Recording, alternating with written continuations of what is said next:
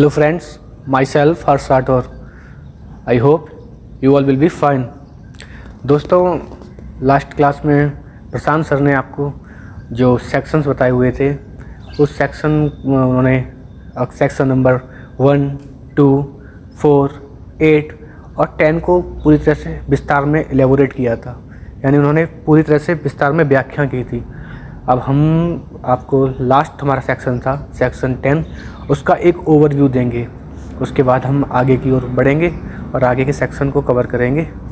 तो दोस्तों, last section हमारा सेक्शन 10 था।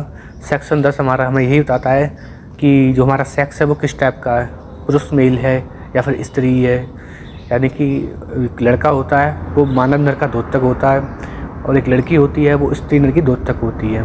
चाहे एक बच्चा सपोज़ कर लो, अगर वो बच्चा 1 दिन का है या लड़का हुआ है अगर वो 1 दिन का है, चाहे वो 100 दिन का है, लेकिन वो हमेशा मानव नर द्योतक ही कहलाएगा, यानी कि पुरुष की श्रेणी में आएगा।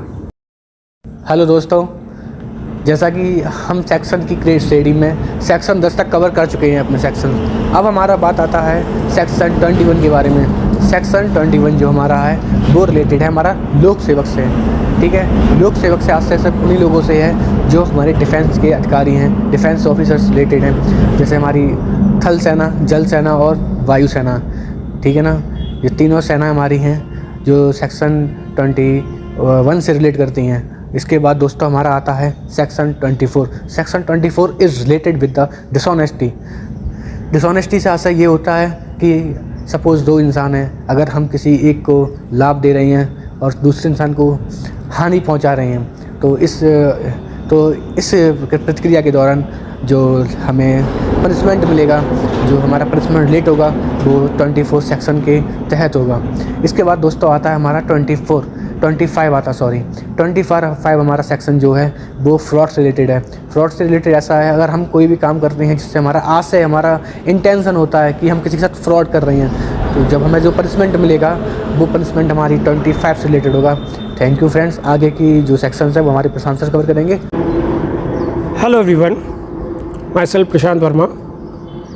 जैसा कि अभी आपको सेक्शन 10 का ओवरव्यू एंड 21 से लेकर 25 तक की जो भी सेक्शंस होती हैं उनके बारे में डिटेल आपको हर सर ने दी।